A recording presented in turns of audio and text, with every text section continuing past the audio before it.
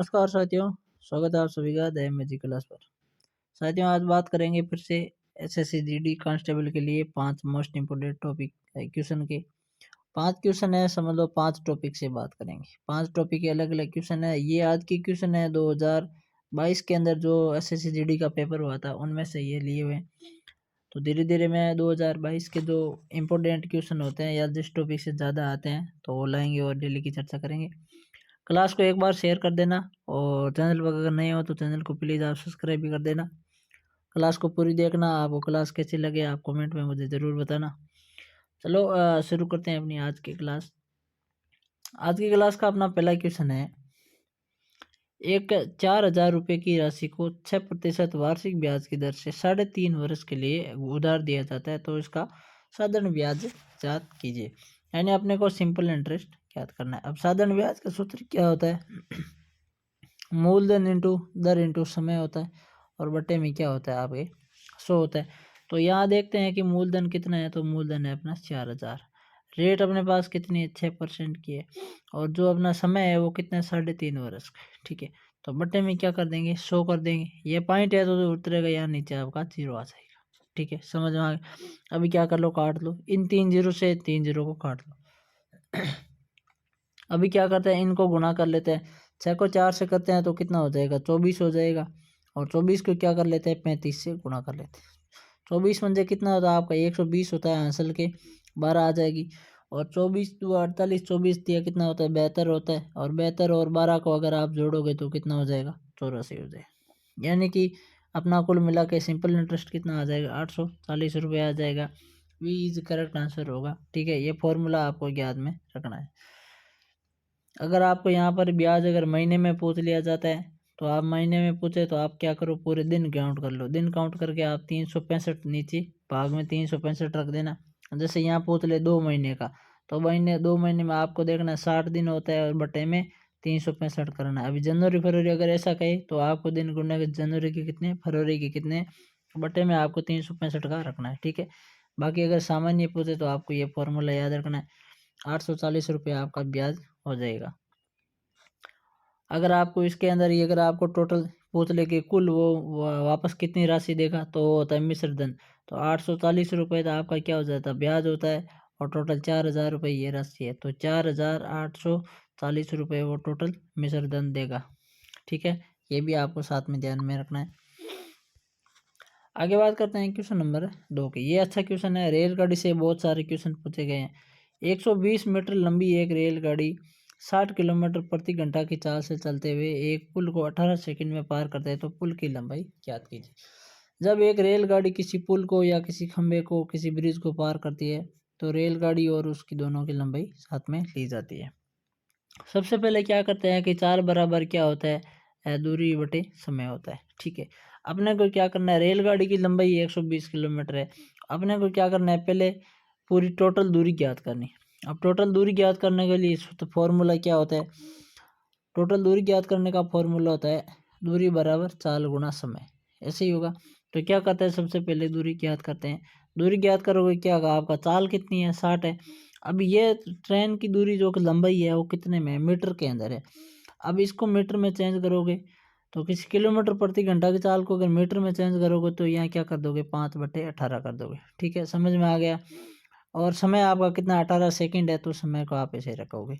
18 से तो ये आपका ये 18 कट जाएगा। जब इसको गुणा करोगे तो ये आ जाएगा 300 मीटर आ जाएगी। ये आपकी क्या है? ये है टोटल दूरी। यानी टोटल दूरी कितनी आ गई? 300 मीटर आ गई। आपको किसकी दूरी बतानी है? पुल की दूरी बतानी है। मैंने आपको कहा था कि जब पुल और ट्रेन किसी पुल या ब्रिज या खंबे को पार करती है तो दोनों की दूरी साथ में रहती है। पुल की दूरी अगर ज्ञात करनी है तो यहाँ क्या करोगे? टोटल दूरी कितनी है? 300 है। और इसमें से ट्रेन की दूरी कितनी है? 120 दूरी ट्रेन की। आपको पुल की दूरी चाहिए, जब इनमें से निकालोगे तो आपकी कितनी हो जाएगी? 180 मीटर। राइट आंसर आपका ए हो जाएगा। यानी 180 मीटर आपकी दूरी क्या हो जाएगी?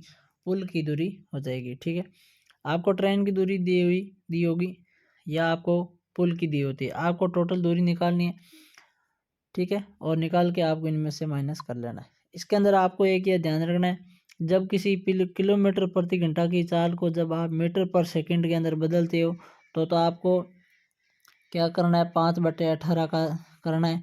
और जब आप किसी मीटर पर सेकंड की जो चाल होती है उसको अगर आप किलोमीटर पर घंटा के अंदर चेंज करते हो तो आपको 18/5 लिखना है। ठीक है, ये आपको ध्यान में रखना है कि जब आप बड़ी से छोटी में जाते हो तो ऊपर छोटा रखना है, और जब छोटे से बड़े में जाते हो तो ऊपर आपको बड़ा रखना है। इसका राइट आंसर आपका ए हो जाएगा। ये भी मोस्ट इंपोर्टेंट क्वेश्चन है। बात करते हैं क्वेश्चन नंबर 3 की। आपके एचसीएम और एलसीएम से क्वेश्चन भी कंटिन्यू आ रहे हैं। क्वेश्चन नंबर 3 कह रहा है कि उन संख्याओं का गुणनफल ज्ञात कीजिए जिनका एचसीएफ और एलसीएम क्रम से 32 और 5 है। अभी देखो, आप इसके अंदर 2-3 फॉर्मूले याद रख दो। एक तो LCM into HCF into LCM, ठीक है, बराबर आपको क्या है, पहली संख्या और दूसरी संख्या। एक तो आपका ये आ जाएगा कि एलसीएम इतना है, एचसीएफ इतना है, एक पहली संख्या है तो दूसरी संख्या क्या है। एक फॉर्मूला ये आपको याद रखना है, और दूसरा फॉर्मूला एक आपको एलसीएम का भी याद रखना है। एलसीएम बराबर क्या होता है, एचसीएफ इंटू अनुपातों का, ठीक है, अनुपातों का गुणनफल। ठीक है, तो आपको ये भी आपको इसके 2 फॉर्मूले आपको ध्यान में रखना है। अब इसमें पूछा गया है कि आपको सीधे गुणनफल करना है, यानी आपको एचसीएफ को गुणन करना है और एलसीएम को भी गुणनफल करना है। तो आपका एचसीएफ कितना है अपना, एचसीएफ अपना 32 है और एलसीएम कितना 5 है। जब इसको गुणा करेंगे 5 को 2 से 10 करेंगे, असल के 1 आ जाएगी, 15 1 और 16, यानी 160 अपना सी इज करेक्ट आंसर होगा।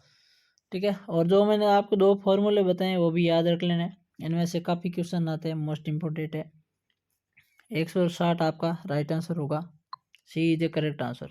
दोस्तों, क्लास को आप शेयर ज़रूर करना, अगर ये टॉपिक अगर मोस्ट इम्पोर्टेंट है तो आप शेयर ज़रूर करना। आगे बात करते हैं क्वेश्चन नंबर 4 की। ये क्वेश्चन लिया मैंने अनुपात समानुपात से। किसे लिया, अनुपात समानुपात से भी क्वेश्चन है। यदि ए अनुपात बी 5:6 है, बी अनुपात सी 6:7 है, तो ए प्लस बी अनुपात बी प्लस सी अनुपात सी प्लस ए का मान ज्ञात कीजिए। सबसे पहले आपको क्या करना है, ए अनुपात बी लेना है। ए अनुपात बी का मान कितना है, 5:6। फिर आपको क्या करना है, बी अनुपात सी लेना है और इसका मान कितना है आपका 6:7 है। ध्यान में रखना है ए और बी है तो बी और सी, इनका मान दोनों का बी है। यहाँ अगर पहले अनुपात के अंदर बी दूसरे नंबर पर है तो दूसरे पर है, यहाँ दूसरे अनुपात में बी पहले नंबर पर होना चाहिए। अब सबसे पहले क्या करते हैं, इन तीनों का मान निकाल लेते हैं, ए अनुपात बी अनुपात सी। जब इनका मान निकालेंगे सबसे पहले आप ऐसे गुणा करोगे, 6×5 30 हो जाएगा। फिर आपको क्रॉस गुणा करोगे, बी का मान होगा 6 चंगे कितने होते हैं, 36 होते हैं। फिर आप सीधे से गुणा कर लोगे तो 7 चंगे कितने होते हैं, 42 होते हैं। आप या क्या करो, इनको काट के छोटा कर लो। 6 से काटेंगे ए का मान 6×5 30 आ जाएगा, 6 से काटेंगे 6×5 36 आ जाएगा, 7 को इसको काटेंगे 42 को तो 7 बार आ जाएगा। यानी ए अनुपात बी अनुपात सी तीनों अपना क्या आ गया, 6:7:5, 6 और 7 आ गए। अभी पूछा गया ए अनुपात बी कितना है, तो ए और बी को जोड़ेंगे, ए और बी आपका कितना होगा, 5 और 6 कितना हो जाएगा, 11 होगा। ठीक है, ए का मान आ गया, ये ए और बी का आ गया। अनुपात बी और सी का मान लेना है, यहाँ ऊपर देख लो, तो बी और सी आप इन दोनों का मान लोगे। 7 और 6 कितने होते हैं आपके, 13 होते हैं, यह आपका 13 हो गया। फिर आपका किसका मान लेना है, आपको सी और ए का लेना है, यानी इसका और इसका मान लेना है। तो 7 और 5 कितने होते हैं, 12 होते हैं। यहाँ देख लो रेशो कितना है, 11 13 12 कौन सा है, तो 11 13 12 सी इज करेक्ट आंसर होगा। ठीक है, ऐसे आपको कितने भी पूछ ले, इसमें 3 अमाउंट दे, इसके अंदर ध्यान यही रखना है कि पहले अनुपात का जो दूसरा अंक होगा वो दूसरे अनुपात का पहला होना चाहिए, नहीं है तो आपको पहले उसको चेंज करके करना है। ठीक है, तो अनुपात ज्ञात किया और फिर आप सीधे इसको जोड़ दो, अपना right answer C is correct होगा। ठीक है, ये भी अच्छा मोस्ट इम्पोर्टेंट क्वेश्चन है। फिर बात करते हैं क्वेश्चन नंबर 5 की। क्वेश्चन नंबर 5 है, ये क्वेश्चन है आपके क्रय मूल्य विक्रय मूल्य उस टॉपिक से लिया गया है।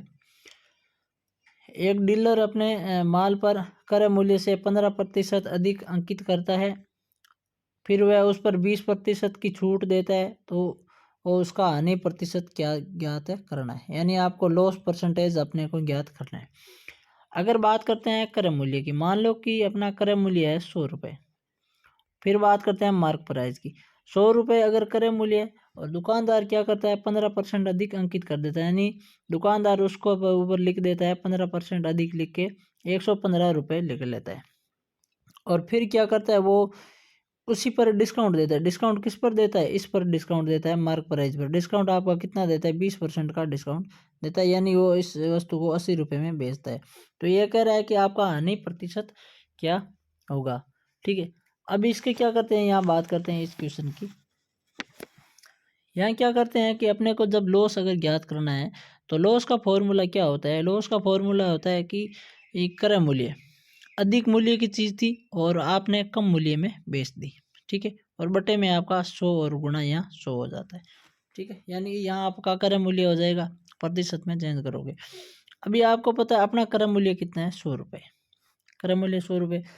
अभी क्या किया है कि इसने इस मार्क प्राइस पर 20% की छूट करके इसने अगर इसको बेचा है, तो सबसे पहले यहाँ क्या करेंगे अपन, 115 है, 115 पर अपन क्या करते हैं, 20% का अगर डिस्काउंट देंगे तो क्या आ जाएगा अपना अपना आ जाएगा 80 रुपये में बेचेंगे, ठीक है, और 80 में बेचेंगे तो बट्टे में क्या आ जाएगा? 100 आ जाएगा, ठीक है। इसको जब आप काटा पीटी करोगे तो आपका ये कितना आ जाएगा? 5 बार आ जाएगा, और ये आपका कितना बार आ जाएगा? 4 बार। अब जब इसको काटेंगे तो ये कितना बार आ जाएगा? 5 दूनी 10 और ये 5 दिया 15, 23 आ जाएगा। अब 23 को जब 4 से गुणा करेंगे तो कितना आ जाएगा? 92, यानी 92 आएगा। तो ये अपना क्या आ गया? अभी इसके हिसाब से अपना ये आ गया सेलिंग प्राइस, ठीक है। अभी यहाँ क्या करते हैं, यहाँ थोड़ा मैं आपको अलग से बताता हूँ। फॉर्मूले के अंदर लॉस ज्ञात करना है तो सूत्र होता है कि CP माइनस SP, ठीक है। यानी क्रय मूल्य अधिक हो और कम विक्रय मूल्य में अगर आप बेचते हो तो हानि होगी, और बट्टे में CP हो जाएगा इंटू 100 हो जाएगा। क्रय मूल्य अपना कितना था? 100 रुपये था। जब अपन क्या करते हैं अंकित मूल्य पर क्या करते हैं, अंकित मूल्य पर 20% की छूट दी तो आपका 80 होगा और बटे में 100। जब इसको काटा पीटी करेंगे तो ये अपना जो नया विक्रय मूल्य आएगा, नया विक्रय मूल्य आएगा तो कितना आएगा? 92 आएगा, ठीक है। तो क्या करते हैं कि जो विक्रय मूल्य क्या था अपना 92 था, और बटे में क्रय मूल्य कितना है? 100 है। प्रतिशत में चेंज करने के लिए अपन यहाँ 100 करेंगे। 100 से तो आपका ये 100 कट जाएगा। जब इसको काटा पीटी करेंगे तो क्या आ जाएगा? 8% आ जाएगा, यानी 8% अपने को लॉस हुआ। हानि क्या हुई? हानि अपने को 8% हुई, हानि ज्ञात कर लिया, ठीक है। तो राइट आंसर आपका क्या हो जाएगा? बी हो जाएगा। समझ में आ गया?